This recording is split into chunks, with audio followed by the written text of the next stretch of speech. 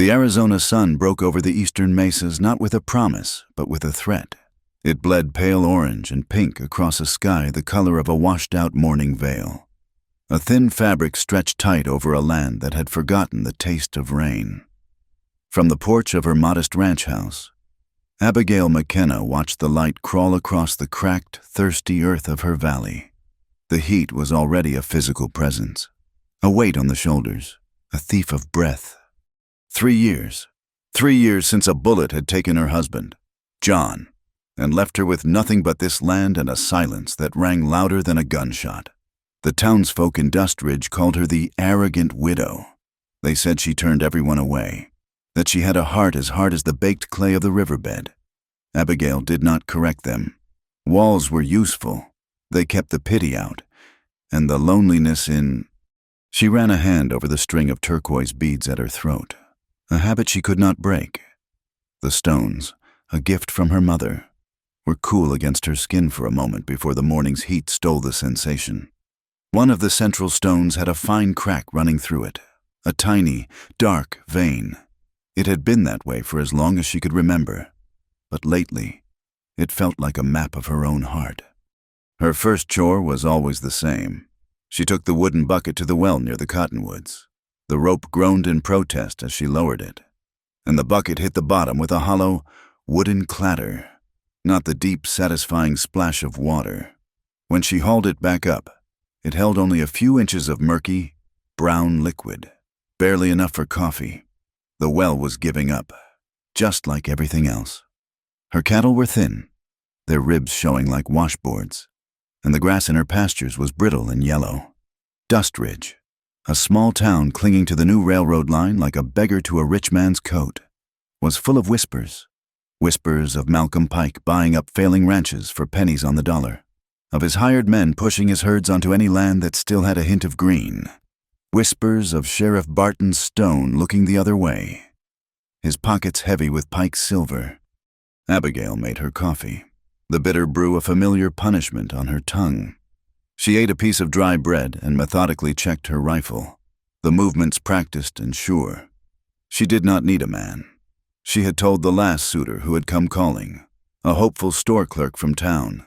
She had this rifle, this land, and a memory she refused to let go of.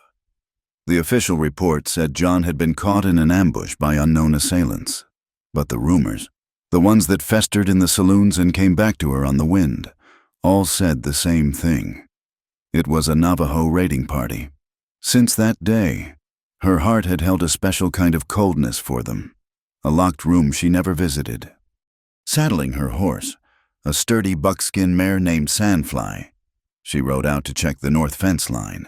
The air was still, thick with the scent of dust and hot pine. In the distance, the red rock canyons and mesas stood like ancient, sleeping giants. The sky above was empty, not even a buzzard circling. It was a world holding its breath, waiting for a spark. That was when she saw it, a bundle of faded cloth near the barbed wire fence that separated her land from the vast, open territory that stretched toward Navajo lands. At first, she thought it was a discarded blanket or a dead animal, but as she drew closer, she saw the shape was wrong. It was small, human. She dismounted, rifle held loosely in her hand. A cold knot formed in her stomach. It was a boy, no older than 7 or 8. He lay face down in the dirt, his black hair matted with dust, his small body still. He was Navajo. The intricate beadwork on his worn moccasins told her that, for a long moment, Abigail did not move. Every bitter thought, every whispered rumor, every ounce of her 3-year-old grief rose up in her throat. An unknown face had killed her John. This boy had a face like that. He was one of them. The easiest thing, the safest thing, would be to ride away. Leave him to the sun and the coyotes. It was the law of this land. The strong survive, the weak perish. Malcolm Pike lived by that law. But the boy's hand was curled in the dust, his small fingers looking impossibly fragile. A fly buzzed near his cheek, and he did not stir. He was just a child, a lost, thirsty child. John would not have left a child to die. Cursing under her breath, a low, frustrated sound. Abigail knelt. She gently turned him over. His face was streaked with dirt and dried tears. His lips cracked and swollen. A nasty gash on his forehead was caked with dried blood. When she pressed her fingers to his neck, she felt a pulse, faint and thready. But there, with a sigh that seemed to pull up all the dust and sorrow from the valley floor, she lifted him. He weighed almost nothing. She carried him to Sandfly and managed to get him situated in front of the saddle, his small, hot body slumping against her. She would not take him in the house. The barn would have to do. It was a clean barn, and the shade inside was deep and cool. She laid him on a pile of clean hay in an empty stall. With a wet rag from the horse trough, she began to gently clean the grime from his face and the cut on his head. The gash was not deep. He was exhausted, dehydrated, but he would live. As she worked, her hands moving with an efficiency that belied the turmoil in her gut. The boy's eyes fluttered open. They were dark and wide with fear. He tried to scramble away, a small, panicked sound escaping his lips. "Easy now," Abigail said, her voice rough from disuse. "You are safe. Just be still." She offered him a dipper of water. He stared at it, then at her, his eyes full of a mistrust as old as the mountains. Slowly, hesitantly, he reached out and drank. Long, desperate gulps. When he finished, he sank back into the hay, his eyes never leaving her face. He did not speak. She did not ask him questions. An uneasy truce settled between them in the quiet, dusty barn. She finished cleaning the cut and applied a salve that smelled of pine sap and herbs. As she worked, her fingers brushed against the cracked turquoise at her neck. The boy's gaze flickered to it, a flicker of recognition, or perhaps just curiosity, before his exhaustion pulled him back under. The sound reached her first as a low thrumming through the soles of her boots. Horses, several of them, moving fast. Abigail straightened up, her body going tense. She moved to the barn door and peered through a crack in the wood. 4 riders were cresting the low ridge that marked the edge of her property. The sun glinted off a rifle barrel and a sheriff's star. Sheriff Stone, and with him were 3 of Malcolm Pike's most notorious hands. Men known more for their quick tempers than their skill with cattle. Her heart began to pound a slow, heavy rhythm against her ribs. She glanced back at the sleeping boy in the stall. There was only one reason a posse like that would be riding this close to the reservation line. They were hunting someone. They rode straight to her house, dismounting in a cloud of dust and jingling spurs. Sheriff Stone, a big man whose gut strained the buttons of his vest, stepped onto her porch as if he owned it. "McKenna," he called out, his voice a gravelly boom. "You home?" Abigail stepped out of the barn, wiping her hands on her trousers, her face a carefully composed mask of indifference. She did not invite him to rest or offer him water. "Sheriff," she said, her tone flat, "this is a surprise. I did not realize my taxes were late." One of Pike's men, a lanky man with a cruel smile named Jed, spat a stream of tobacco juice into the dirt near her boots. "We are not here for taxes. Widow, we are looking for a thief." "A Navajo thief," another man added, his hand resting on the butt of his pistol. "Stole a calf from the Pike herd this morning. We tracked him this far." Sheriff Stone's eyes, small and piggy, scanned her property, lingering on the barn. "You see anyone pass this way?" "Abigail." "A lone Navajo? Maybe just a boy." The world seemed to shrink to the space between the sheriff's question and her answer. The dry air crackled with unspoken threats. Behind her, in the cool darkness of the barn, a life depended on her next words. To admit she had him would be to brand herself a sympathizer, an outcast. They would take the boy, and what they would do to him was something she did not want to imagine. She would be an accomplice to whatever happened next. But to lie meant inviting their suspicion, their anger. It meant siding with a stranger, one of the very people she had blamed for her own misery, against the so-called law of Dust Ridge. She looked from the sheriff's florid face to the hard, expectant eyes of Pike's men. They were predators who had scented blood, her blood, or the boys'. It made no difference to them. The weight of her rifle felt heavy and useless in her hands. This was not a fight that could be won with a bullet. Abigail lifted her chin, her expression as unreadable as the stone faces of the mesas. "I have been checking my fences all morning, Sheriff," she said, her voice steady and clear. "The only thing I have seen is dust, and a whole lot of it." Sheriff Barton Stone chewed on her lie for a long moment, his little eyes squinting against the glare. He looked from her face to the silent barn, and back again. Jed shifted his weight, the leather of his gun belt creaking in the oppressive quiet. He did not believe her. Abigail could see it in the tightness around his mouth. "Just dust. You say," the sheriff finally grunted. "Funny. Tracks we followed led right to your fence line. Looked like a small pair of moccasins. In a hurry." "The wind blows the dust and covers a lot of things."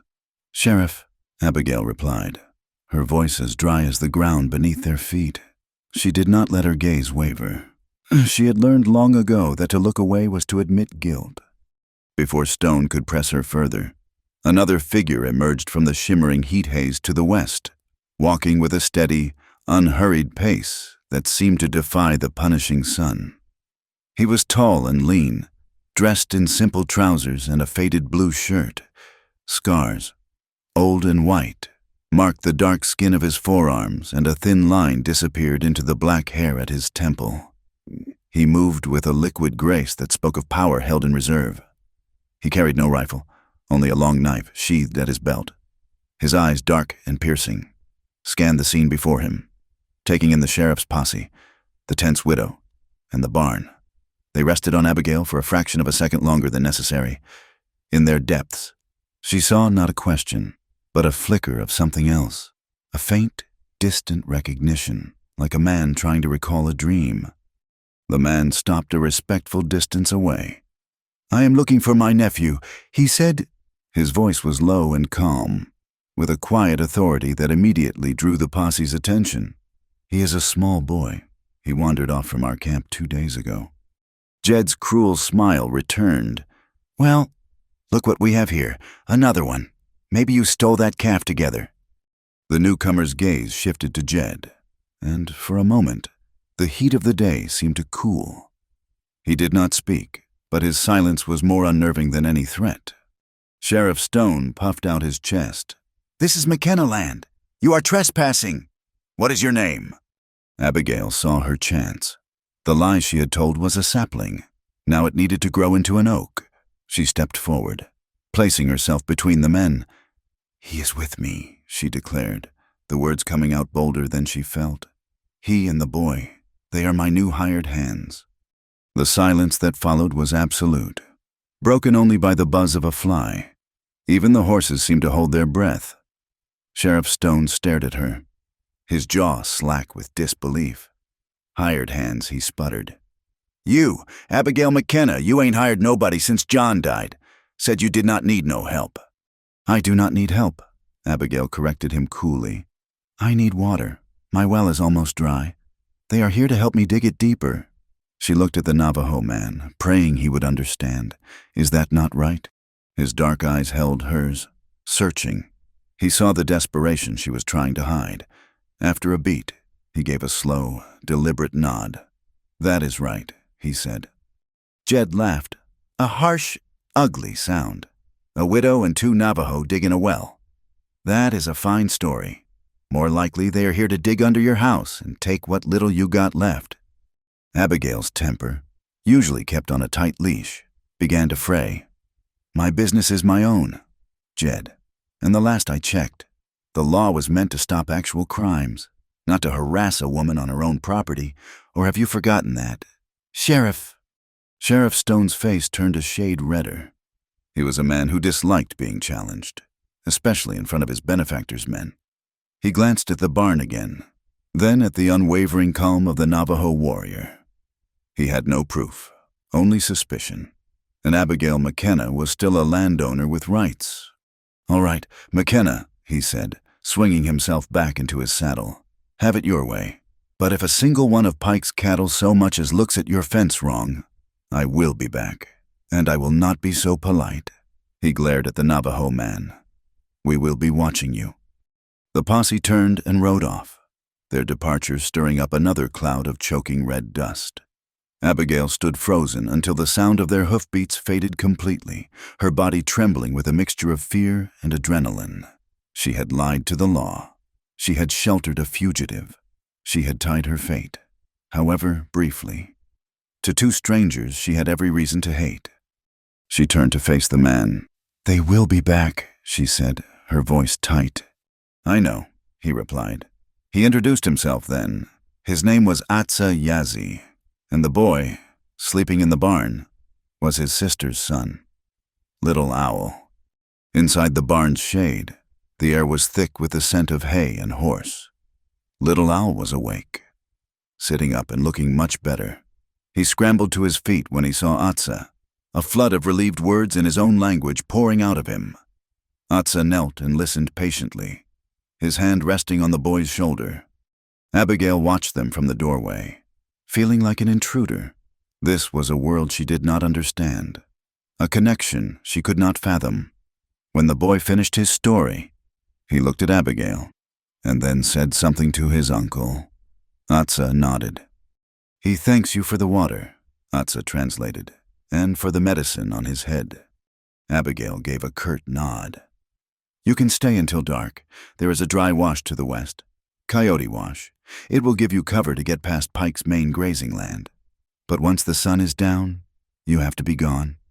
Later, as the afternoon heat began to relent, she brought them some bread and jerky and a pot of the strong coffee she had brewed that morning. She poured some into a tin cup for the boy. He took a sip, and his face puckered as if he had bitten into a lemon. He set the cup down with a clatter. "It is bitter," he said in surprisingly clear English, a pronouncement rather than a complaint, more bitter than flint. For the first time that day, a genuine, if fleeting, smile touched Abigail's lips. "That is the point," she told him. "This stuff could wake the dead." Atsa watched her, a curious expression in his eyes. "You are not like they say you are in the town." "Do not believe everything you hear in town," she retorted, her walls sliding back into place. They spent the rest of the afternoon in a strange, unspoken truce. Abigail went about her chores, always aware of the two figures in her barn. She noticed how the animals were calm around Atsa. Even old Comet, the half-wild Mustang who had roamed her land since before she arrived, a creature of pure distrust with a milky, blind eye, allowed the man to approach. Abigail had never gotten within 10 feet of the horse, but she watched now, stunned, as Atsa stood near the corral fence, not moving, just breathing. He did not hold out a hand or make a sound. He simply was, after a long while. Old Comet took a hesitant step forward, then another, until his nose was just inches from Atsa's outstretched palm. He was not taming the horse. He was having a conversation with it, a silent language of respect that Abigail found both baffling and beautiful. As dusk began to paint the sky in shades of purple and deep orange, Atsa came to her on the porch. "We will be leaving soon," he said, "but I must tell you why we were on this path. It was not to steal cattle." He told her a story, a dying legend about the land. He spoke of a time of great drought, long ago, when his ancestors had been led to this very valley by the path of the cottonwood trees. They believed that a deep and powerful underground river, a river that never ran dry, flowed beneath the McKenna Ranch, a source of life hidden in the earth. A cold dread trickled down Abigail's spine. "An underground river," she repeated, her voice barely a whisper. "Our healers say the signs are right again," Atsa continued. "The plants are dying in a certain way. The ground holds its heat long after sunset. The water is there. It could save our people from the thirst that is coming." Malcolm Pike knows this story too. He does not believe in legends, but he believes in water. It is why he wants your land. Abigail felt the air leave her lungs. John had known. He had not believed in legends either, but he was a geologist by training. He had spent the last year of his life surveying their land, taking measurements, making calculations. He had been secretive about it, excited. He called it Abby's Hope. He had been drawing a map, a detailed chart of rock formations and elevation lines, marking a single spot in the south pasture, a place to drill for a new well, one he promised would never run dry. She stood up abruptly, her heart hammering against her ribs. "Wait here," she commanded. She went into the house, into the small bedroom she had once shared with her husband. In the corner sat a heavy pine chest that held his papers. She kept it locked. She fumbled with the key, her hands shaking, and threw open the lid. She rumbled through the deeds, the letters, the receipts. The map was always on top, rolled and tied with a leather thong. It was gone. Panic seized her. She pulled everything out, dumping the contents onto the floor. It was not there. Then she looked closer at the chest's lock. A series of tiny, deep scratches marred the wood around the keyhole. Someone had forced it open. It had been done skillfully, carefully, so as not to be obvious, and it had not happened recently. She walked back out onto the porch, a terrible certainty solidifying in her soul. "The map my husband made," she said, her voice hollow. "It is gone. Someone stole it." The pieces clicked into place with sickening clarity. Pike's relentless pressure, his offers to buy her out, his men constantly riding her fence lines. He was not just trying to starve her out. He had a blueprint to her salvation, and he was waiting for her to break. Atsa looked at her, his expression grim. He understood immediately. This was not just his fight anymore. A new kind of fire began to burn in Abigail's chest, melting the ice that had encased her heart for 3 years. It was not grief. It was rage. A cold, clear, calculating rage. She had been a victim for too long. She looked at Atsa. At this man she had been prepared to hate. This man who had shown more honor in a single afternoon than the sheriff had in a lifetime. "You need to get your nephew home, where he is safe," she said, her voice hard as iron. "I know a way through the canyons that not even Pike's men would dare to follow. I will take you." He raised an eyebrow, surprised by her sudden resolve. "And when we get back," she continued, her eyes fixed on the distant lights of Dust Ridge beginning to flicker in the twilight, "you are going to help me. We are not just going to find that water. We are going to take Malcolm Pike to court and get my husband's map back." They left under the cloak of a moonless night, 3 small figures moving against the vast, dark canvas of the desert. Abigail led them, not on horseback, but on foot, her mare Sandfly trailing behind with their meager supplies. The canyons she knew were no place for a horse in the dark. Atsa walked beside her, his long strides eating up the ground, while Little Owl, his energy restored, walked between them, his small hand occasionally reaching out to touch the rough canvas of Abigail's trousers for reassurance. By the time the sun began its slow, merciless climb, they were deep in the Badlands. The entrance to the Slot Canyon was a mere fissure in a towering wall of red rock, a crack in the world that promised either passage or a tomb. The air grew cooler as they descended into the earth, the walls rising up around them, so close in places they could touch both sides at once. The rock was the color of dried blood and old iron, sculpted by wind and water into fluid, hypnotic shapes. Sunlight filtered down from the sliver of sky above, casting shifting patterns of gold and shadow on the sandy floor.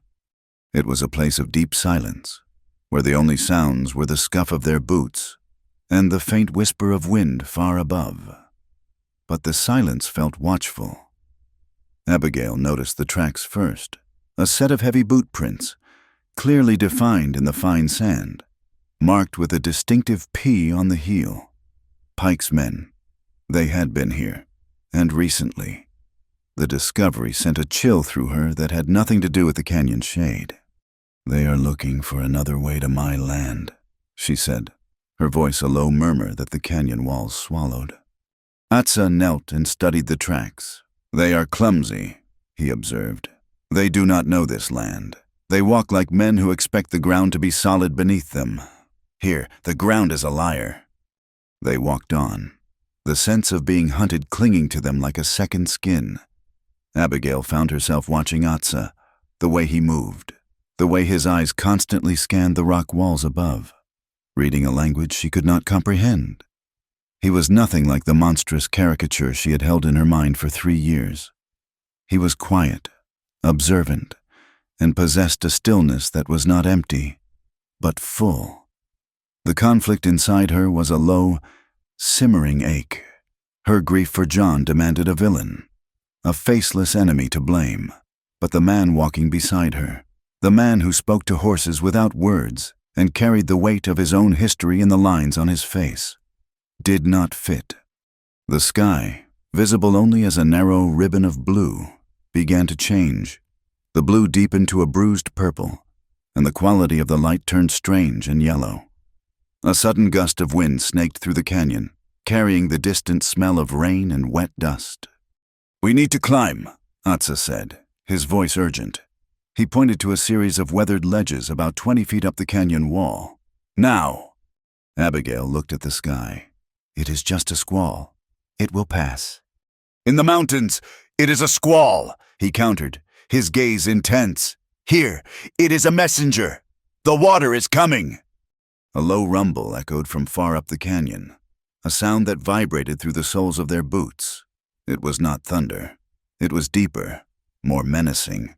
Before Abigail could argue, the rumble grew into a roar, a wall of churning, brown water, thick as molasses and carrying rocks and uprooted trees, surged around the bend of the canyon. Fear, cold and absolute, seized her. There was no time. Atsa grabbed the rope from Sandfly's saddle, looped one end around Little Owl's waist, and shoved the other end into Abigail's hands. "Climb," he shouted over the rising din. "I will lift him to you." Abigail scrambled for purchase on the rock face. The ledges were narrow, the sandstone crumbling under her fingers. Below, Atsa braced himself against the canyon wall as the first wave of muddy water swirled around his ankles. He lifted Little Owl and Abigail, her arms straining, pulled the boy up onto the first ledge. The roar was deafening now. The flood tore past them, a furious, destructive force ripping at their clothes, trying to pull them from their precarious perch. The water rose with terrifying speed, licking at the ledge where she and the boy huddled. Atsa was still below, struggling to find a handhold as the current slammed into him. He looked up at her, his face a mask of concentration. "The rock," he yelled. "Press yourself against it, breathe with it."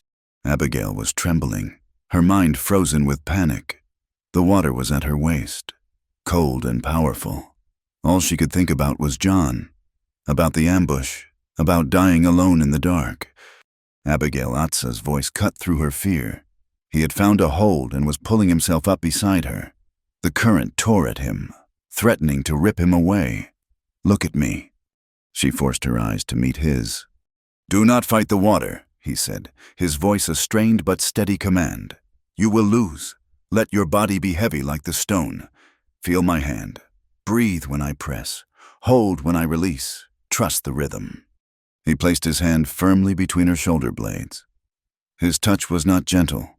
It was solid, grounding, a point of stillness in the chaos. The water surged, and she felt the pressure of his palm. She took a ragged breath. The water receded slightly, and his hand relaxed. She held her breath. He pressed again. She breathed. In, out, in, out.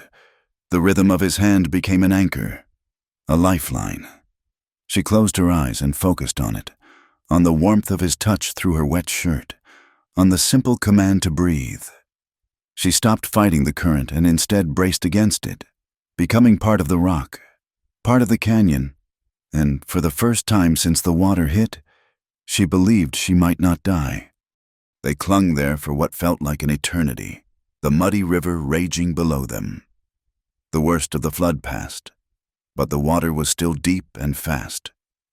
Abigail's muscles screamed in protest, her body numb with cold.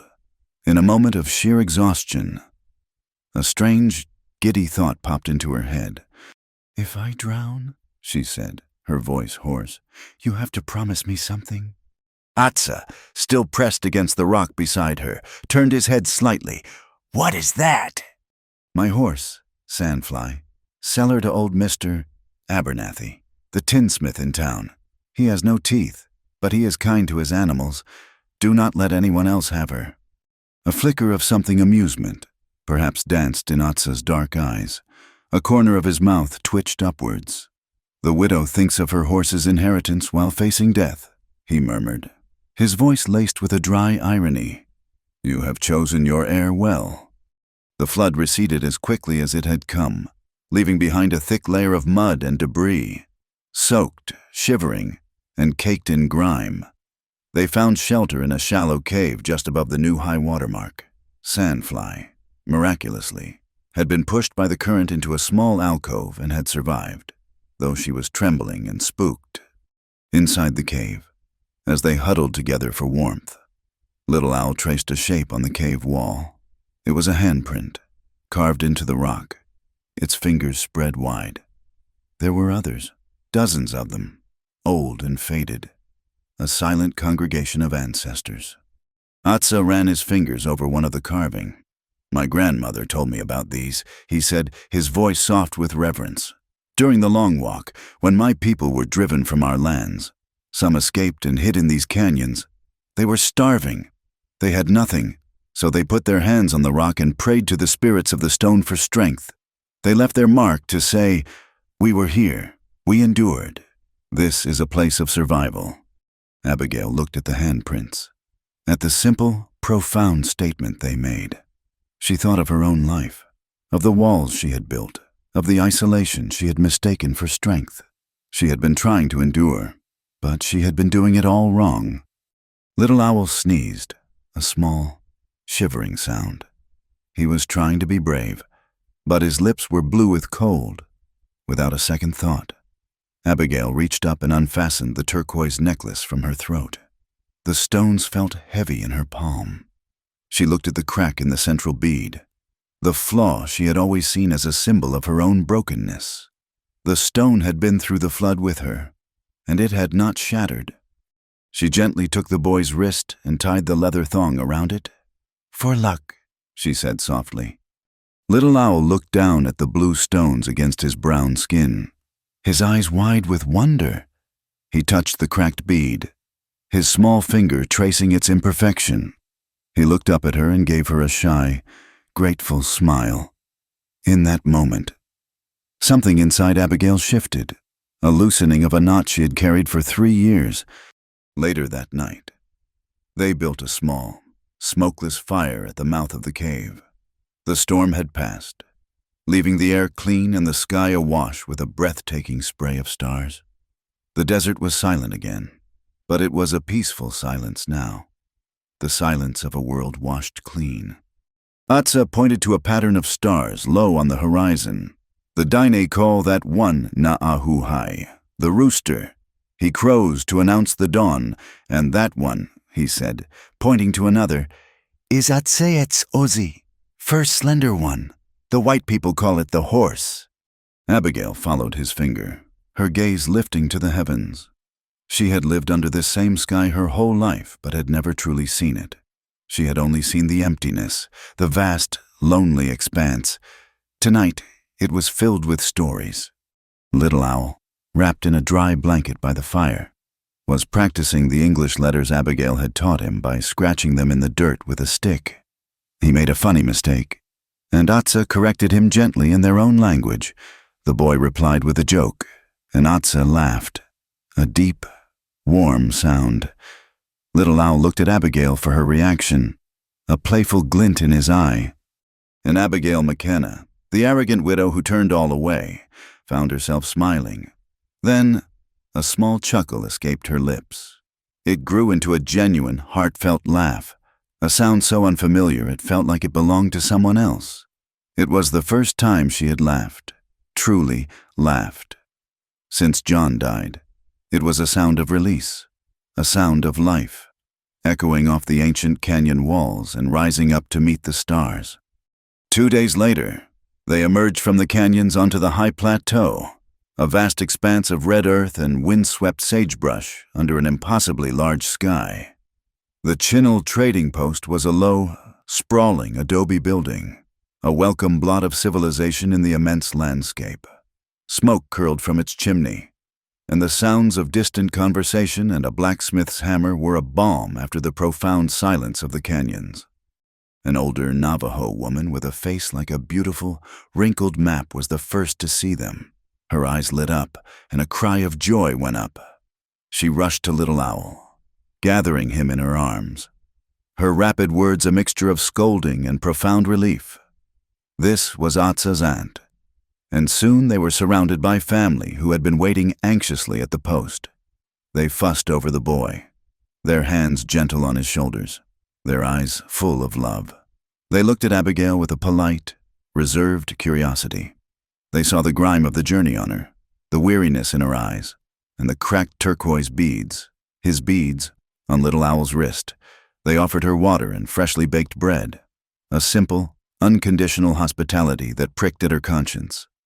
The trading post was run by a shrewd, kind man named Mateo, a Mexican trader with a flourishing mustache and eyes that missed nothing.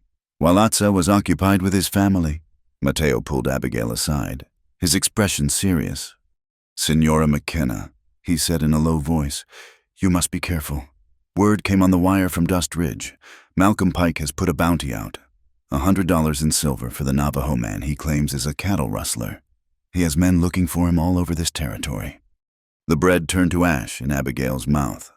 $100 was a fortune. It was enough to make an honest man turn crooked and a desperate man turn deadly. "He is not a thief," she said, the words feeling inadequate. Mateo nodded slowly. "I have been trading with Atsayazi's family since I was a boy. I know what he is, but Pike's money speaks louder than the truth in these parts." The warning settled like a stone in her stomach, just as she was processing it. The rhythmic beat of shod horses approaching at a trot made everyone in the courtyard fall silent. 4 riders came into view. It was not Sheriff Stone, but it was Pike's brand on their horses and Pike's particular brand of arrogance in their posture. It was Jed, the lanky man with the cruel smile, and 3 others just like him. They reined in their horses, their eyes sweeping the courtyard, hungry and predatory. Jed's gaze landed on Atsa, and a triumphant, ugly smirk spread across his face. Well, look what the flood washed in. We got a warrant for you, boy." The Navajo families drew together, forming a silent, protective circle around Little Owl. Atsa stepped forward, placing himself in front of them. He did not reach for his knife. His body was relaxed, but his eyes were like chips of obsidian. He was ready for anything. Abigail's blood ran cold. This was her fault. She had brought this trouble here. A shootout was moments away, an unequal fight that would end in tragedy. Little Owl would see it. His family would be caught in it, and it would all be for nothing. Fear, that old, familiar companion, whispered in her ear. It told her to stay quiet, to let it happen, to walk away and save herself. And then Atsa turned his head and looked at her. It was not a plea for help. It was not a question or a challenge. It was a look of pure, quiet trust. It cut through the noise, the fear, the years of bitterness, and the carefully constructed walls she had hidden behind. His gaze did not ask for anything. It simply stated a fact. It said, "I see you. I know who you are. I trust you." The arrogant widow, the woman who had turned the whole world away, felt those walls shatter into a million pieces of dust under the weight of that single glance. In that instant, Abigail McKenna made a choice. She strode into the center of the courtyard, right into the path of Jed's horse, forcing the animal to dance back a step. "You men are a long way from home," she said, her voice ringing with a confidence she did not feel. Jed sneered down at her. "This ain't your concern, widow. Step aside." "It is my concern," she shot back, planting her hands on her hips. "You see, there has been a terrible misunderstanding. Atsa here was not stealing any cattle. He was helping me steal my own." The sheer absurdity of the statement stunned them into silence. Jed's mouth hung open slightly. "What in blazes are you talking about?" "It is a long story," Abigail said, improvising wildly, "involving a runaway cow, a case of mistaken identity, and a very stubborn fence post. He was helping me get my property back, so you see, you can put your warrant away. I will not be pressing charges against myself." She gave them a thin, humorless smile. "You boys sure are dedicated to your work, riding all this way for a cow that was never even missing. I am impressed. Your aim might be looser than my baby teeth were, but your tracking is first-rate." Jed's face flushed with anger and confusion. He was a man who understood fists and guns, not riddles and sharp-tongued women. He was out of his depth. As his men muttered uncertainly, a woman stepped out from the trading post's covered porch. She was in her late 40s, dressed in a practical but elegant riding dress. Her face was lined with a quiet sorrow, but she held herself with an air of dignity. It was Sarah Pike, Malcolm's older sister, a woman known to keep to herself, seldom seen in town. She walked toward Abigail, her eyes ignoring her brother's hired men. "Mrs. McKenna," she said, her voice just loud enough for Abigail to hear. "A word, if I may." She leaned in closer, her voice dropping to a conspiratorial whisper. "Do not believe the stories. Listen to me. It was a bullet that killed your husband, a white man's bullet, from a rifle, not an arrow. Malcolm lies about everything." The world tilted on its axis. A white man's bullet. 3 years. She had built her life, her grief, her entire world, on a foundation of lies. The truth of Sarah's words hit her with the force of a physical blow. Jed, having recovered his bluster, finally spoke. "I do not care about your cow. I have a warrant for him, and I am taking him in." Before he could move, Atsa spoke. "You have no warrant here. This is Dine land. Your piece of paper from Dust Ridge is worthless." He took a step forward, and for the first time, his hand moved toward the knife at his belt. The tension snapped, but just as Jed was about to give an order, Atsa looked at Abigail again. He reached into a small leather pouch at his belt and pulled something out. It was a small, folded piece of oilcloth, stained and weathered. He held it out to her. "I found this," he said, his voice low and steady, "a long time ago. 3 years. There was a storm, like the one in the canyon. I found a man, a white man, who had been shot. He was already gone. His horse was injured. The man who shot him was riding away. I only saw his back. He dropped this." Abigail's hand trembled as she took the small packet. She unfolded it carefully. It was a corner torn from a larger document, a map, and on it, in her husband John's familiar, precise hand, were a series of geological symbols and a notation marking an artesian wellspring. It was a piece of Abby's hope. Everything came crashing down at once. The lie about the arrow, the stolen map, Pike's obsession with her land, Sarah's warning. It was all connected. Her husband had not been the victim of a random raid. He had been murdered. Murdered for the secret her land held.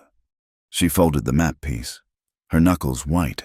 She looked up at Jed, and the fire in her eyes made him flinch. "You can go back and tell Malcolm Pike," she said, her voice dangerously calm, "that his business on my land is finished, and you can tell him I will be seeing him in Dust Ridge.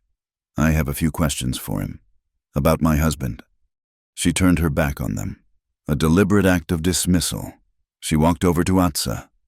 The air between them crackled with unspoken understanding. The journey through the canyon had forged a bond of survival. This, now, was something more. It was an alliance. "I was wrong," she said, her voice quiet but firm. "About everything. I am going back, not just for the water. I am going to find out who killed my husband. I will need your help." She met his gaze directly, not based on rumor, based on fair law. A slow nod was his only answer, but it was enough. Later that evening, after Jed and his men had ridden off, grumbling and defeated, Abigail found Atsa watching the sunset paint the mesas in fiery colors. I was so afraid back there, she admitted, the confession costing her dearly. My first thought was to hide, to let them take you. He did not look at her, but continued to watch the sky. But you did not. No, she said. For 3 years, I have lived inside a fortress of my own making. I thought the walls kept me safe, but when you looked at me back there, you did not see the walls. You saw me. She took a breath. If it was not for your look, I would have sold myself cheap to my own fear. You gave me my courage back. Finally, he turned to face her. In the fading light, the harsh lines of his face seemed to soften. Courage is not something a person can give another. Abigail, he said gently, it is something you find inside yourself. I did not look at you because I needed a savior. I looked at you because I knew you were not a coward. Before returning to Dust Ridge, Atsa insisted on taking Abigail and Little Owl to his family's hogan, nestled in a hidden fold of the mesas. It was not a place of wealth, but of a deep, resonant peace. Here, among his people. Abigail was an object of quiet observation. She was the white woman who had survived the canyon and brought one of their children home. To cleanse the boy of the fear from his ordeal, a medicine man was called. Abigail was invited to watch the healing ceremony, a gesture of profound trust. She sat on a sheepskin in the cool, earthen hogan and watched as the medicine man and his assistants created a painting on the floor, not with paint, but with streams of colored sand poured from their hands. They created intricate, vibrant figures of holy people, of sacred plants and animals. They chanted, their voices a low, hypnotic hum that seemed to resonate with the earth itself. It was a ritual of restoration, of putting a frightened soul back into harmony with the world. Abigail, who had only ever known the stark hymns of a wooden church, felt an unexpected sense of reverence. She did not understand the symbols or the words, but she understood the intent. It was about making things whole again. That evening, as they sat around a fire under a blanket of stars, one of the elders spoke of the long walk. He spoke in his own language, with Atsa translating in a low voice. He told of their people being forced from their lands, marched hundreds of miles to a desolate camp where they starved and died. He spoke not with bitterness, but with a deep, abiding sorrow, a story passed down to ensure that no one ever forgot. Listening, Abigail began to understand the true source of the conflict. It was not about a single calf or a stolen map. It was about the land itself and the memory of all that had been taken. She understood the quiet resilience in Atsa's eyes, the fierce protectiveness he had for his family. His fight was not just his own, it was the fight of his ancestors. In Atsa's mother's hogan, a large, upright loom dominated one wall, a half-finished rug, its pattern a complex geometry of red, black, and white, was a testament to a patience Abigail could barely imagine. Atsa's mother, a woman with the same serene eyes as her son, showed Abigail a basket of raw wool. She took a spindle and, with a few deft twists of her fingers, began to spin the wool into a strong, even thread. She offered the spindle to Abigail, awkwardly. Abigail tried to imitate the movement.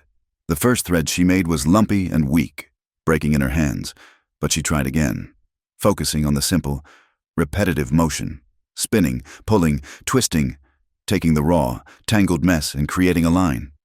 She felt as if she were spinning the frayed threads of her own life, trying to make something strong and useful from the chaos. They returned to the territory of Dust Ridge not on foot, but in the rattling, swaying carriage of Bold Ben's stagecoach. Ben was a fixture on the mail road, a wiry man with a booming laugh and a face tanned to the consistency of old leather. He was a gossip and a rogue, but his heart was generally in the right place. He took one look at the unlikely trio of the grim widow, the silent Navajo warrior, and the wide-eyed boy, and his curiosity got the better of his caution. "Well, Abby McKenna," he bellowed, as they climbed aboard. "Heard you went and hired yourself some help. Did not figure you for the charitable type." "I am not," Abigail said flatly. "I am the litigious type. I'm going to sue Malcolm Pike for everything he has." Ben let out a loud guffaw. "That is a good one. You will need more than hired hands for that. You will need an army. And a miracle." When they reached Dust Ridge, Ben dropped them not at the main street, but behind the small clapboard church at the edge of town. Their first stop was the attached clinic, a single, clean room run by Nurse Lila Washington. Lila was a tall, formidable black woman who had come west with the railroad and stayed, dispensing medicine, wisdom, and stern warnings in equal measure. She was one of the few people in town who was not afraid of Malcolm Pike, and the only one Abigail trusted implicitly. Lila listened to their story without interruption, her intelligent eyes moving from Abigail's determined face to Atsa's watchful one. She cleaned and redressed the cut on Little Owl's head, giving him a piece of horehound candy for his bravery.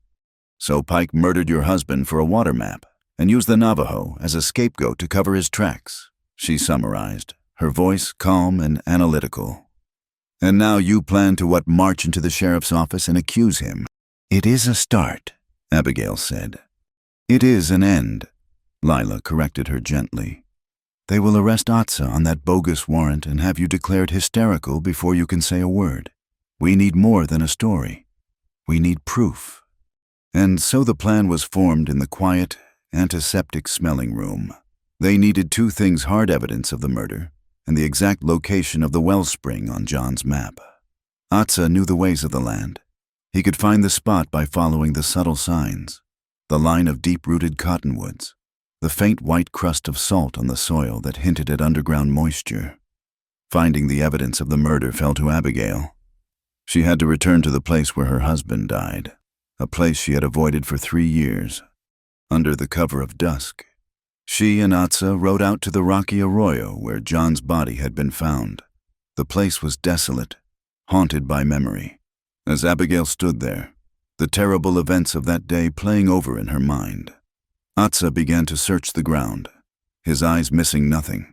In a patch of dried mud, protected from the elements by an overhanging rock, he found it, a clear boot print, deeper than the rest, from a man who had braced himself to fire a rifle, and in the heel, a custom mark, a capital P. The second piece of evidence came from a gnarled old juniper tree a few yards away. Atsa ran his hand over the bark, his fingers stopping on a scarred indentation. "A bullet," he said. With her belt knife, her hands shaking, Abigail began to dig at the wood. It took a long time, the wood dense and hard. Finally, the knife point struck something metallic. She worked it loose. It was a misshapen piece of lead, a heavy-caliber slug, flattened on one side from the impact. It was not the light, pointed ammunition used by the Army cavalry. It was a civilian round, the kind used for hunting buffalo, or men. They rode back to town with the grim trophies, the proof that confirmed Sarah Pike's words. The story of a Navajo raid was a complete fabrication. Their return did not go unnoticed. The next morning, as Abigail and Atsa were meeting with Lila and Ben in the church, Sheriff Stone appeared at the door. He was not alone. He had 2 deputies with him. "Abigail McKenna," Stone announced, his voice booming with false authority. "I have a warrant for your arrest, for harboring a fugitive from the law." Abigail's heart leaped into her throat. Ben moved to stand in front of her, his hand inching toward the pistol he kept under his coat. But Lila stepped forward, calm and composed. She held up a hand. "You will do no such thing." "Sheriff," Stone scoffed. "And who is going to stop me, you?" "The United States government," Lila said, her voice clear and cutting. "Under the federal statutes, Mrs. McKenna is a material witness in a potential murder investigation, as is Mr. Yazzie. Arresting them would be considered tampering with a federal witness, a crime that would put you in a federal prison, a long way from Dust Ridge." Sheriff Stone's face went blank with confusion. He was a small-town bully, a creature of bribes and intimidation. He knew nothing of federal statutes. He was flummoxed. "This is a local matter," he stammered. Murder is never a local matter when it involves land rights, stolen property, and a conspiracy to defraud, Lila countered smoothly. I have already sent a telegram to the United States Marshal in Prescott. I suggest you go back to your office and wait for his reply. Checkmated and humiliated, Stone and his deputies retreated, leaving a stunned silence in their wake. Ben let out a low whistle. Nurse Lila, I do believe you are more dangerous than a rattlesnake in a boot. He turned to Abigail, a wide grin on his face. A widow who shoots that fast and keeps company this smart, who would ever dare marry you? Abigail gave him a cool look. A man who is not afraid to die. Atsa, who had been silent throughout the confrontation, shifted his weight. I am only afraid of a false heart, he said quietly, his eyes meeting Abigail's. The small victory was short-lived.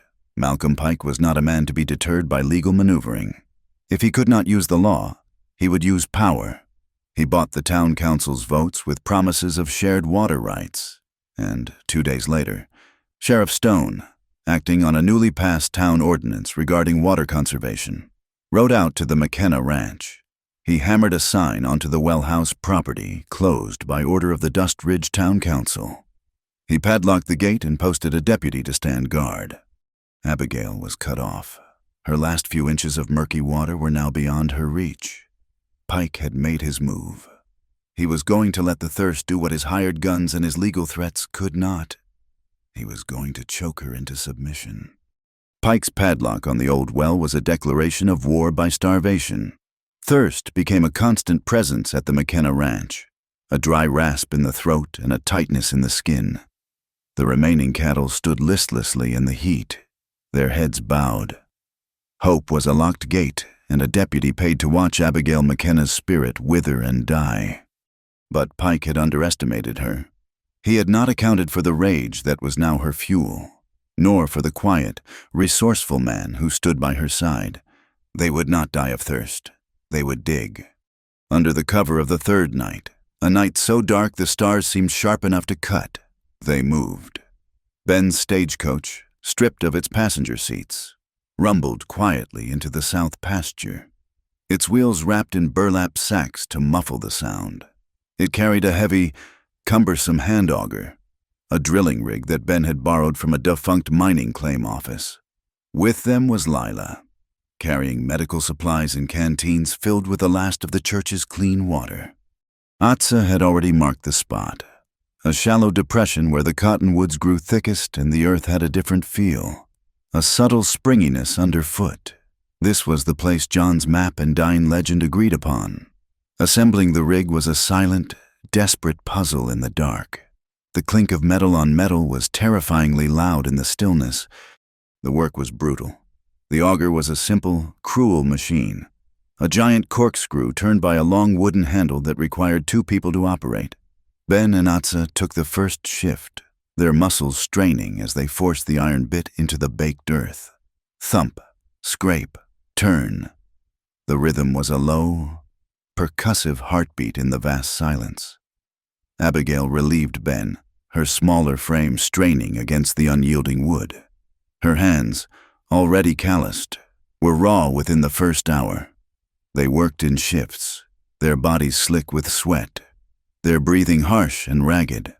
The only sounds were the groaning rig and their own labored breaths. Sometime after midnight, a new scent drifted in on the hot, dry wind. It was not the familiar smell of sage and dust. It was sharper, acrid, smoke. Abigail stopped, her head tilted. Do you smell that? They all paused, sniffing the air. Far to the east, a faint, pulsing orange glow stained the black horizon, like a false dawn. Lightning strike, Ben muttered, his voice grim. Or a spark from the railroad.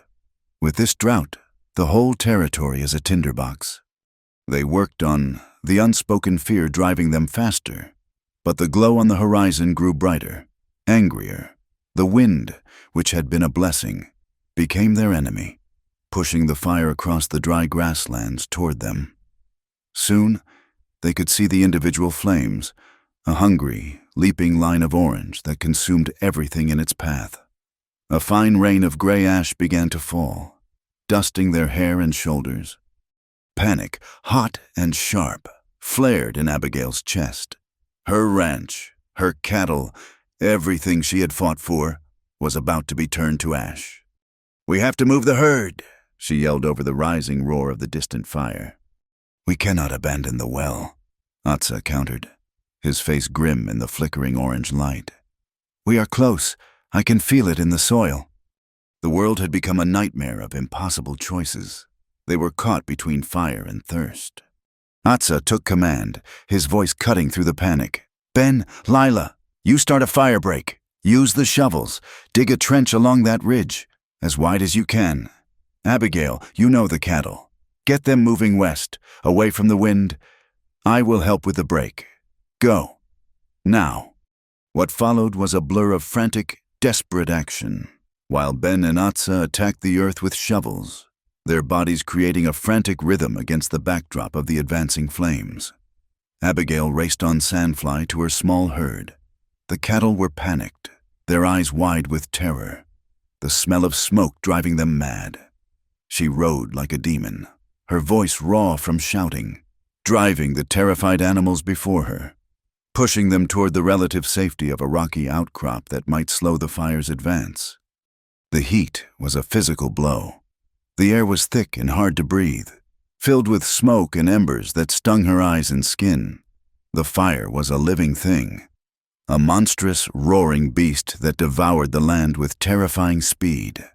She managed to turn the herd, to get them moving in a panicked stampede away from the flames, before she rode back to the well site. The firebreak was a pitifully small scar in the earth against the massive wall of flame, but Ben and Atsa were still digging, their movements frantic. The fire was close now, so close they could feel its scorching breath. A gust of wind sent a shower of embers raining down around them, igniting small patches of dry grass. They were forced to retreat, falling back to the relative safety of the stone-walled storage shed near the main house. They stumbled inside, choking, their lungs burning, and slumped against the cool stone walls. The small room was filled with the smell of smoke, old leather, and their own sweat. Through the single window, the world was a terrifying canvas of red and black. Abigail coughed, her body trembling with exhaustion and fear. In the hellish, dancing light from the window, her eyes fell on Atsa. He was leaning against the far wall, his head back, his eyes closed. A long, pale scar ran down the side of his neck, disappearing into the collar of his shirt. A scar she had noticed before, but had never truly seen. Without thinking, driven by an impulse she did not understand, she moved toward him. She reached out a soot-stained hand and gently, hesitantly, touched the raised line of skin on his neck. It was a gesture of pure, unadorned intimacy. A question asked without words. His eyes opened. They were dark, full of an old pain that mirrored her own. "From a soldier's bayonet," he said, his voice a low rasp. "A long time ago." He did not pull away from her touch. He leaned into it, just slightly. "But there are other scars." He paused, his gaze holding hers. 3 years ago, during a great storm, I found a white man in an arroyo. He had been shot. I tried to help him, but it was too late. I stayed with him until the morning. The air in the small shed seemed to disappear. A white man, 3 years ago. A storm. The pieces of her past, of her grief, rearranged themselves into a new, staggering picture. John. Could it have been John? This man, this enemy she had nursed in her heart, might have been the last person to show her husband kindness. Her hand was still on his neck. His hand came up and covered hers, not gripping it, but simply holding it in place. His skin was warm and calloused, his touch steady and strong. In the midst of the fire, in the smoky darkness, they held on to each other. Two survivors finding a moment of quiet solidarity, a connection forged not in passion, but in shared pain and mutual respect.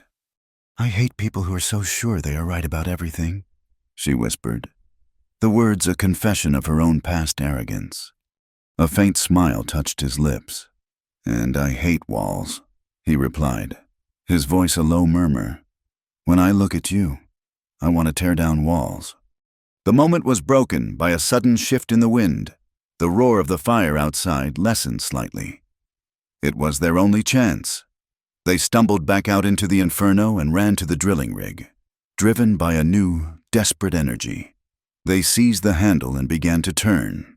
They poured the last of their drinking water onto the drill bit to cool it, a sacrifice of unimaginable proportions.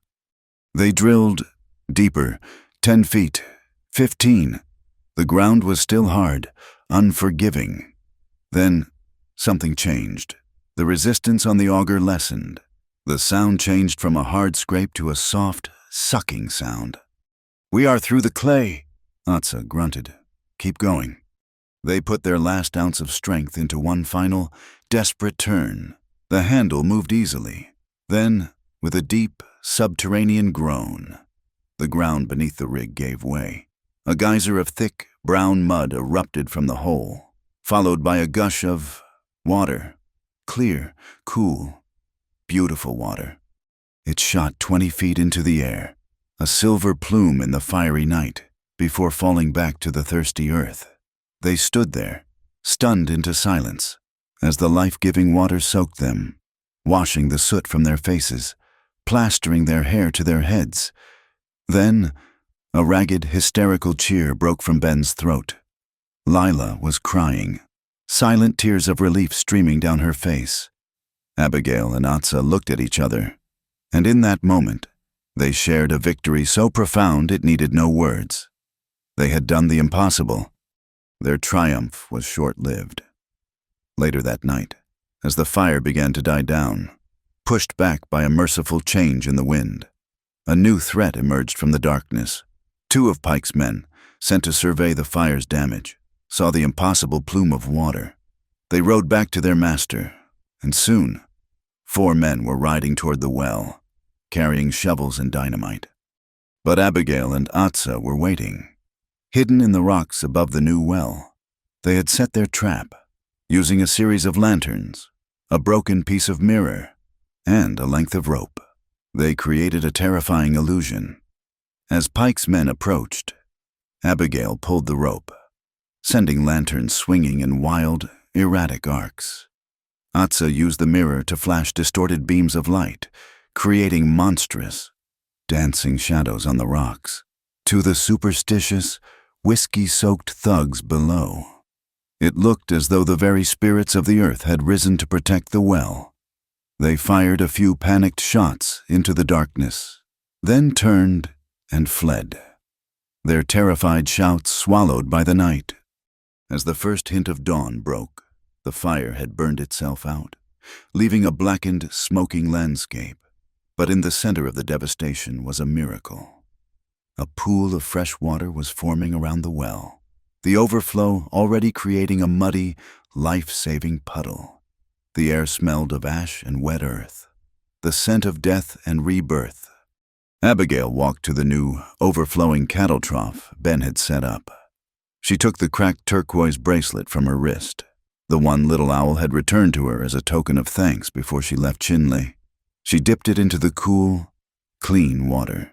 In the pale morning light, the water filled the tiny fissure in the stone, and as the light hit it, the crack did not disappear. Instead, it seemed to glow with an inner blue light, a vein of impossible color. The flaw had become the most beautiful part of the stone. Hope had a shape. It was a circle of wet earth in a field of ash. But she knew, as she looked out over her wounded but surviving land, that this miraculous hope was also a target. And Malcolm Pike's rage would now be as boundless as the water beneath her feet. The news of the new well at the McKenna Ranch traveled faster than the fire that had nearly destroyed it. It became the talk of Dust Ridge, a whisper of a miracle that defied the drought, the council, and Malcolm Pike. It was a direct challenge, and a challenge Pike could not ignore.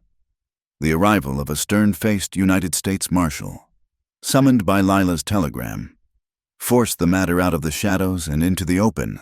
A public hearing was called, Not in a proper courthouse, but in the town's meeting hall, a large, hot room that smelled of stale beer and sawdust.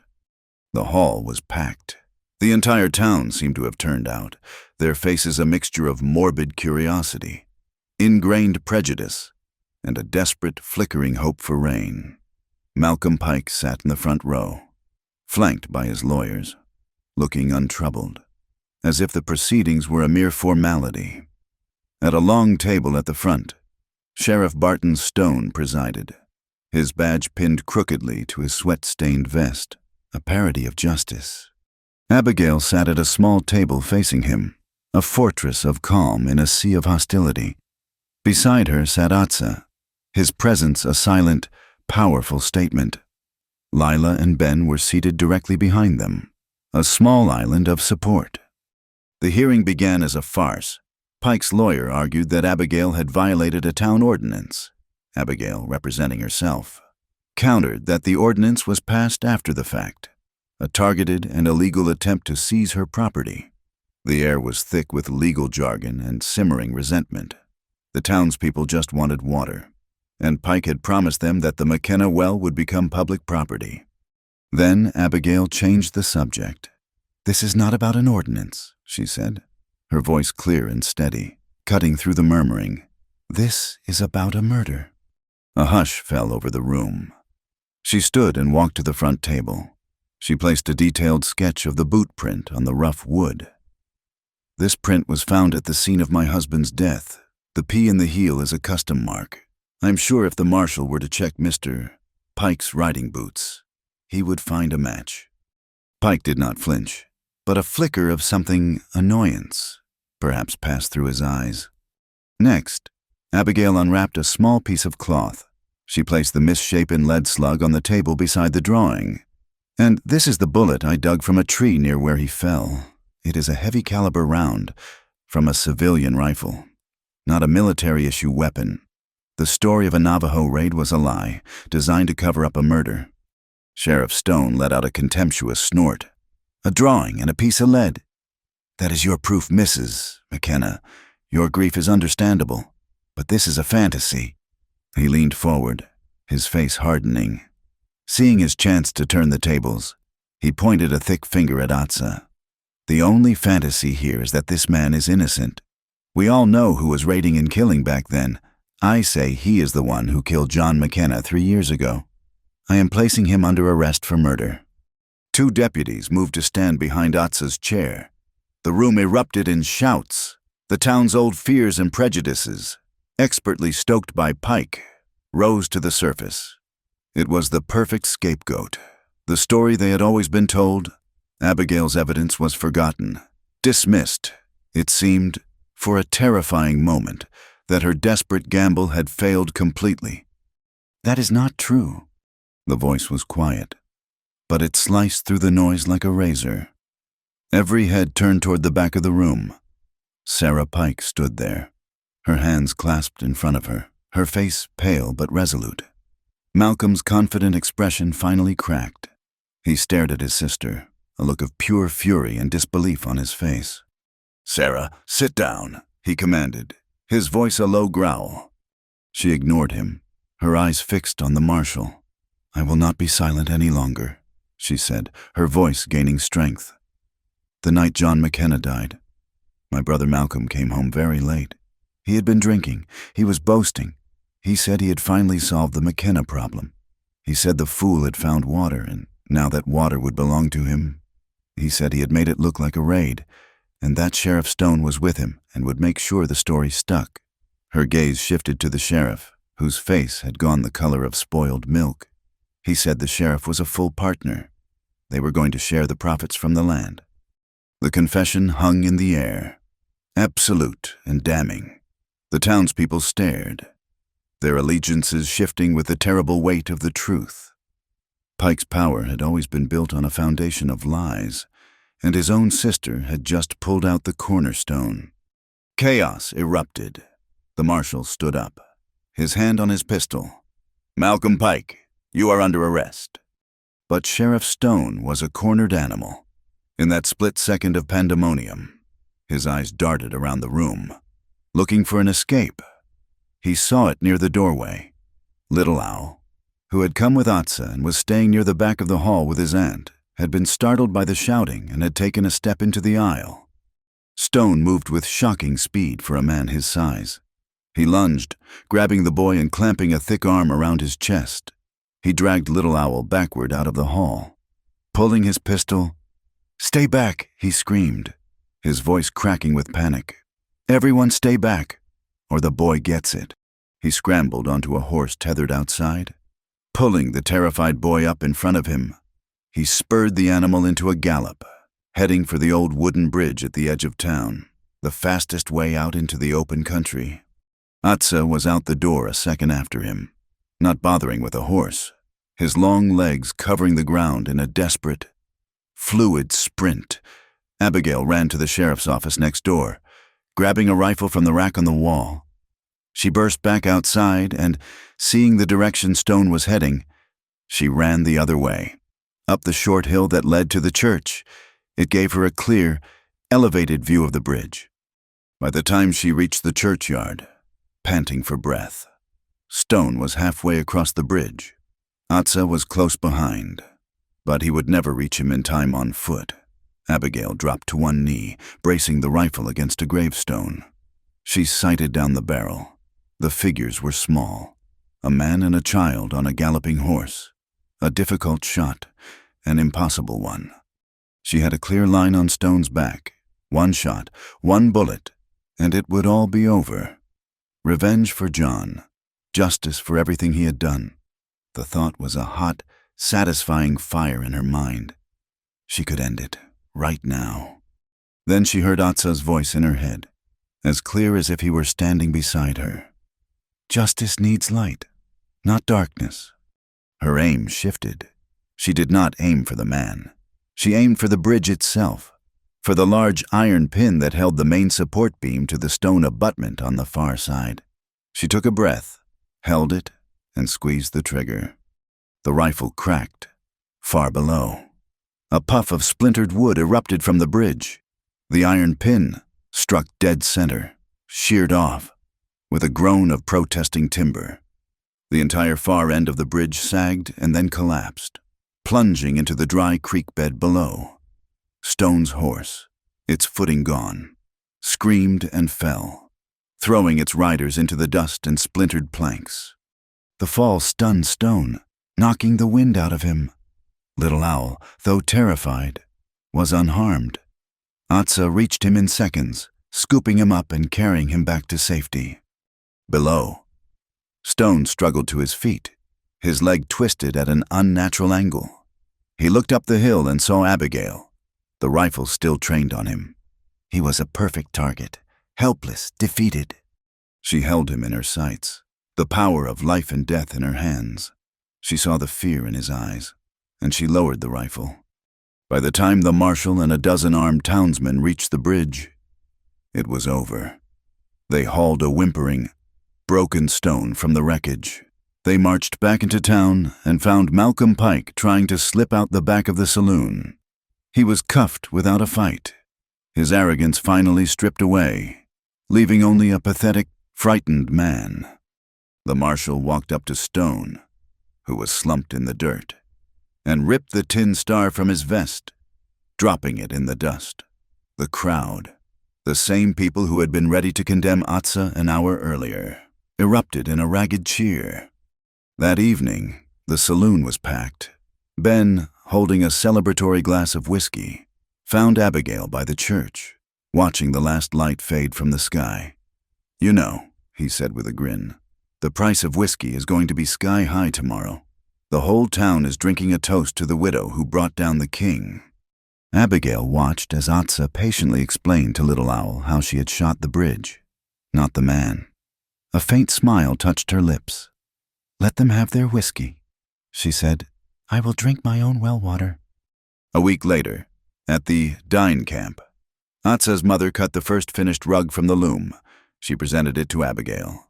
The pattern was not a traditional one. Woven into the center was the shape of a wild, one-eyed horse, running free.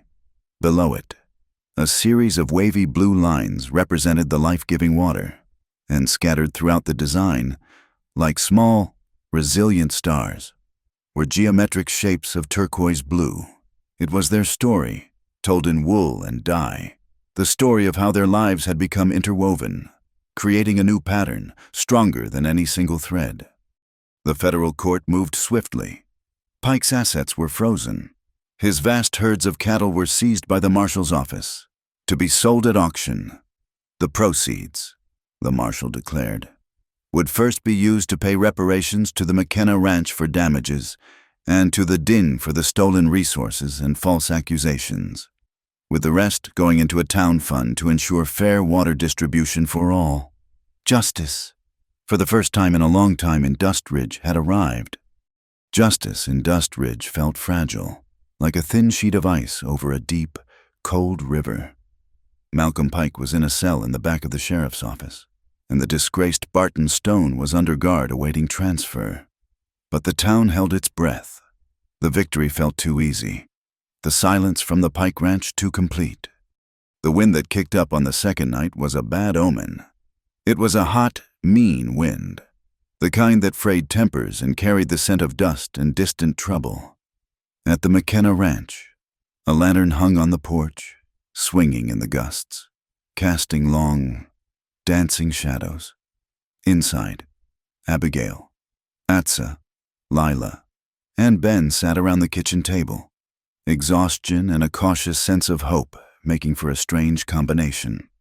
The first sign of trouble was the sudden, frantic barking of the dogs. The second was the smell. Not the wildfire smell of burning grass, but the greasy, acrid stench of kerosene. Atsa was on his feet before the others had even registered the danger. He threw open the door.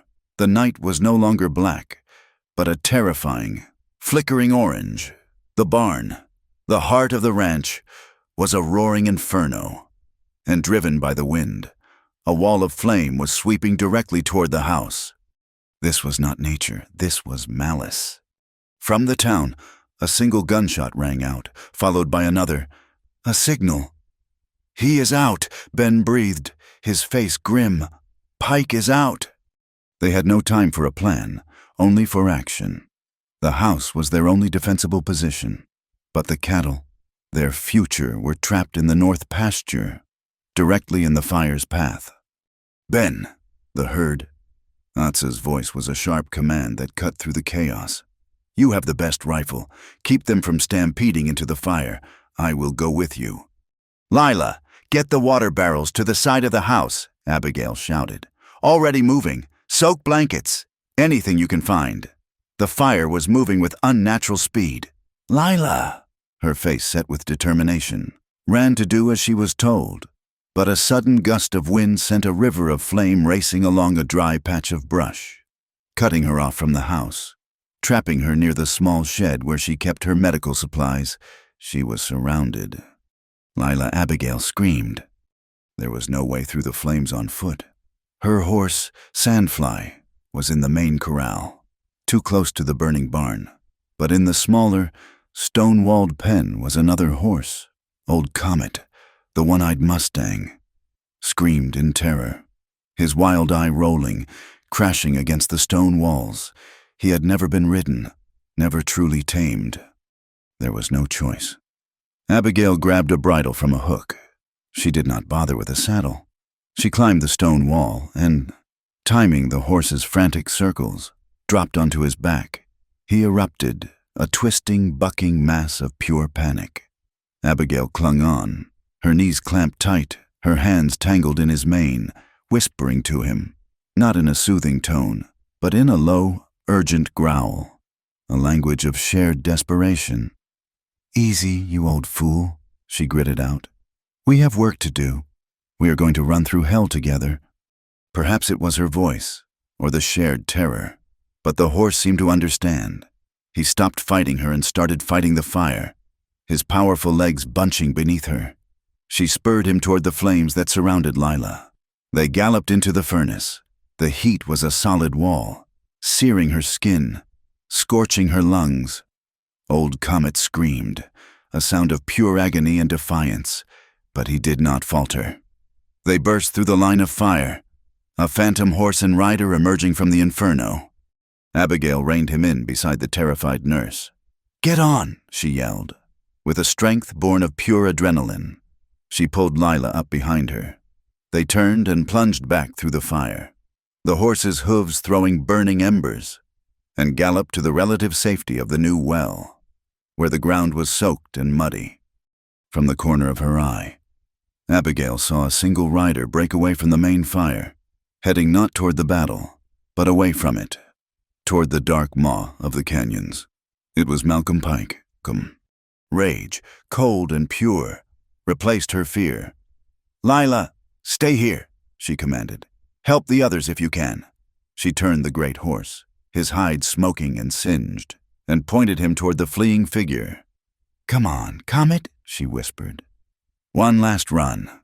She caught up to him at the mouth of the arroyo, under the dark, silent arch of stone where her husband had died. Pike's horse was winded. He turned, his face illuminated in the hellish orange glow from the burning ranch, a mask of desperation and hate. "You just would not let it be, would you?" he spat, his voice hoarse. He raised a pistol, but Comet, still wild with adrenaline, reared and struck out, and the gun flew from Pike's hand, skittering into the rocks. Abigail slid from the horse's back, her own rifle in her hands. She had him, here, in this place of ghosts and grief. She finally had him. "Why?" she asked, her voice dangerously quiet. "Why did you kill him?" Pike laughed, a high, unhinged sound. "Kill him? I did not mean to kill him. I meant to scare him. We set up a fake ambush, Stone and me, just to put the fear of God in him, to make him sell the land cheap. But it was dark, and he came out of nowhere. I fired a warning shot, but he rode right into it. It was an accident. He took a step back, his hands raised, a mistake. Then Stone had the brilliant idea to blame it on the Navajo. It was perfect. Nobody asks questions when it is them. The confession was not a release. It was an insult. He had not killed her husband out of malice, but out of stupid, greedy incompetence. He had destroyed her life as an afterthought. She raised the rifle, the stock fitting snugly against her shoulder. She centered the sight on his chest.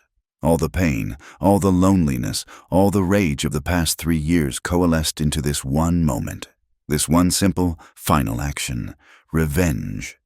Her finger tightened on the trigger. And then she saw it. Not Pike's pathetic, frightened face, but a memory, a dusty courtyard, a silent, expectant crowd, and Atsa turning to look at her, his eyes holding not a plea, but a profound, unwavering trust. She heard his voice, quiet and steady. "Justice needs light, not darkness." Her breath shuddered out of her. Her hands trembled. With a cry of pure anguish, she lowered the rifle. Killing him would make her no better than he was.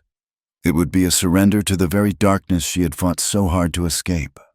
"Get on your knees," she ordered, her voice like stone. She ripped a length of leather from his saddle and bound his hands behind his back, pulling the knots tight with a vicious satisfaction. Justice would have him, not her. As if on cue, the wind shifted. The hot, smoky air was suddenly replaced by a blast of cold, gritty air. The sky, which had been orange, turned a murky, impenetrable brown.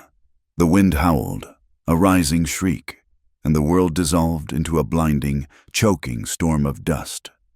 The visibility dropped to zero. Pike, tied and helpless, began to panic. Abigail grabbed the reins of his horse, her other hand on old Comet. She tried to orient herself, but the swirling dust was a disorienting nightmare. Every direction looked the same. The roar of the wind was deafening. They were lost. She stumbled on, leading the horses, her eyes squeezed shut against the stinging grit. Time lost all meaning. It could have been minutes or hours.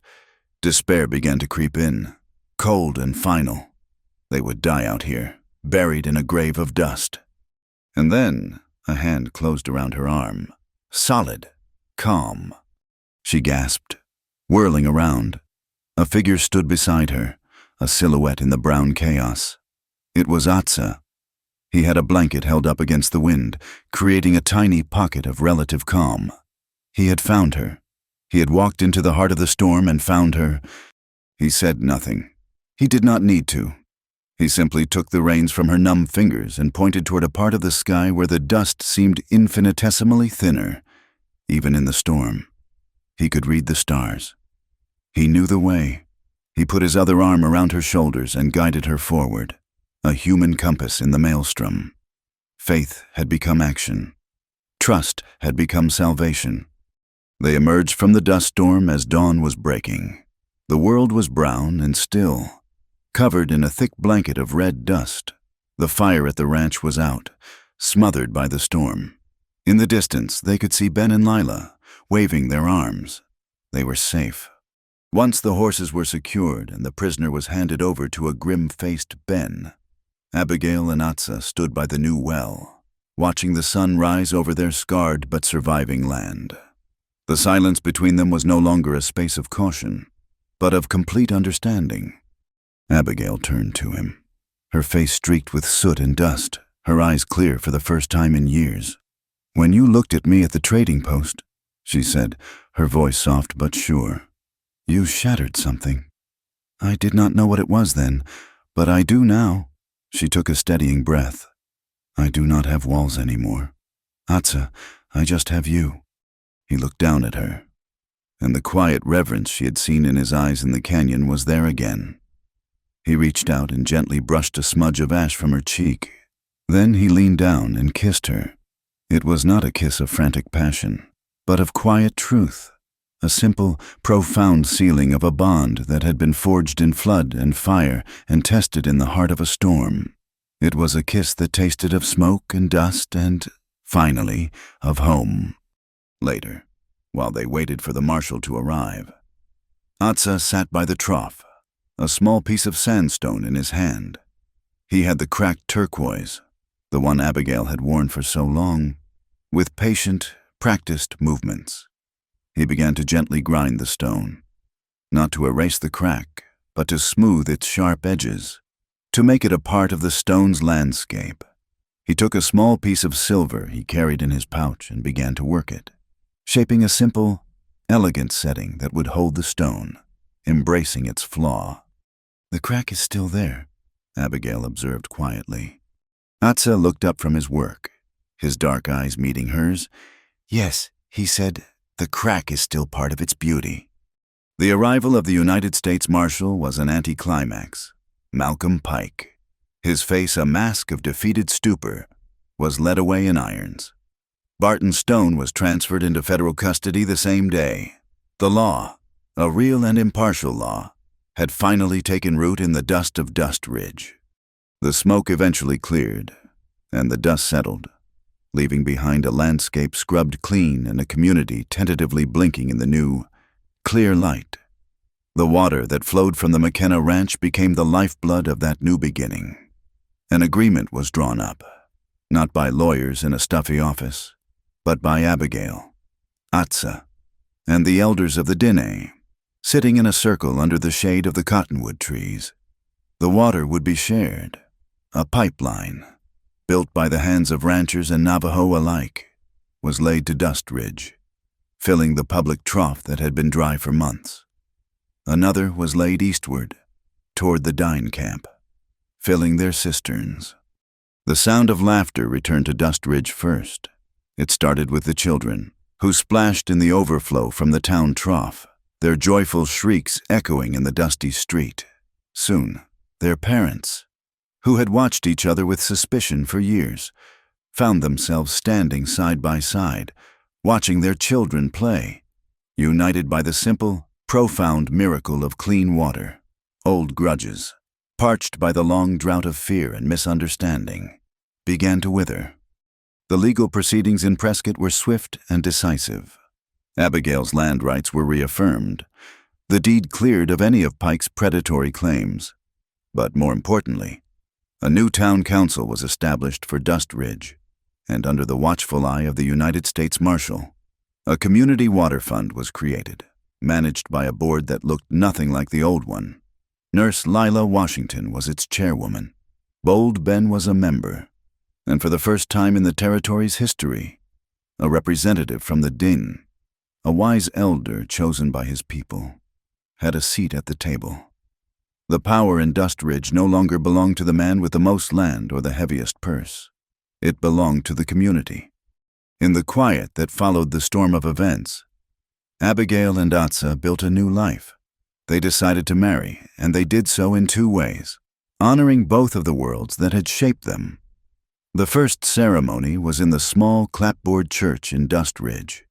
It was a simple affair, witnessed by Lila and Ben. Abigail wore a plain blue dress, and Atsa wore a clean linen shirt. They exchanged simple vows, their promises echoing in the quiet, sunlit space. The second celebration was at the Dine Camp. It was not a formal ceremony in the white man's sense, but a gathering of community and a feast of gratitude. Fires burned brightly into the night, and the sound of drumming filled the air. They did not stand before a preacher. Instead, they joined the circle dance, hand in hand. They moved with Atsa's family and friends, their feet stamping the red earth in a rhythm as old as the mesas. Abigail, who had spent so long dancing alone with her grief, felt the warmth of the hands she held on either side, saw the joy in the faces around her, and felt herself become part of a circle, a family, a people. She was no longer a solitary point, but part of a continuous, living line. Ben, never one to miss an opportunity for a grand gesture, arrived at the ranch a week later with a large, freshly painted sign. He nailed it to the new gatepost Abigail and Atsa had built. In bold, neat letters, it read, McKenna and Yazzie Ranch. Water and horses welcome. Abigail surveyed his handiwork, a small, wry smile playing on her lips. She turned to Atsa, who was leaning against the post beside her. If we get too many visitors, where are we supposed to put them all to sleep? She asked, a teasing glint in her eye. Atsa looked up at the vast, star-dusted sky arching above them. There is plenty of room out here, he said, his voice laced with a gentle humor. Their lives found a new, shared rhythm. Atsa, using the knowledge passed down through generations, became a water finder. He and Ben formed a small, mobile well-drilling team, traveling to the small, struggling ranches that dotted the territory, the ones Pike would have eventually swallowed whole. They brought not just their rig, but hope, charging only what people could afford to pay, and often accepting payment in chickens, or firewood, or a simple, heartfelt thank you. Atsa was no longer a shadow warrior, but a builder, a man who brought life up from the dry earth. Abigail found her own new purpose. The story of her ride on Old Comet had become a local legend. The Overland Mail Company, looking for a reliable source of sturdy, intelligent horses that could handle the harsh territory, came to her. She began to capture and train the wild mustangs that roamed her land, not breaking them with force, but gentling them with the same quiet patience and respect Atsa had shown Old Comet. She found she had a gift for it, for understanding the language of a wild heart. She was no longer just surviving on her land.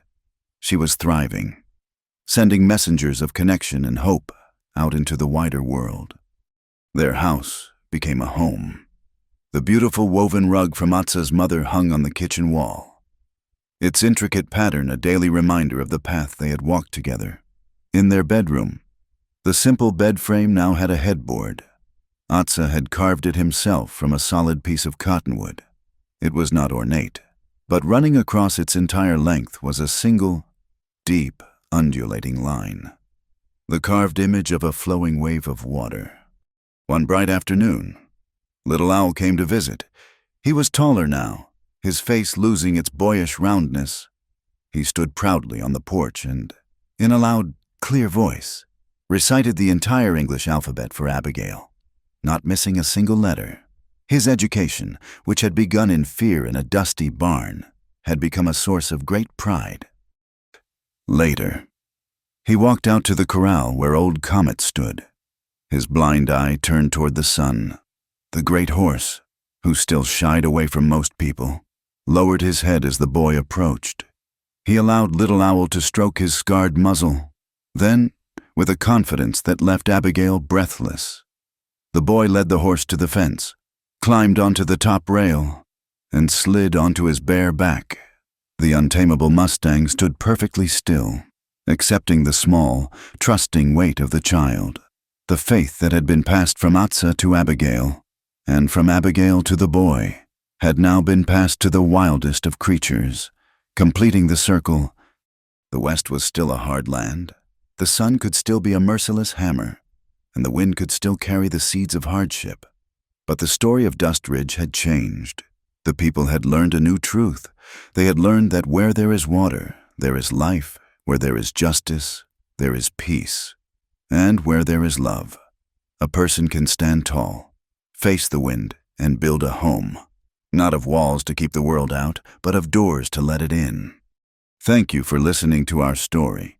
We would love for you to comment where you are listening from so we can all connect and share our thoughts. And please subscribe to our channel Wild West Tales, like the video. And support us further by pressing the hype button so this story in the video can be heard by more people.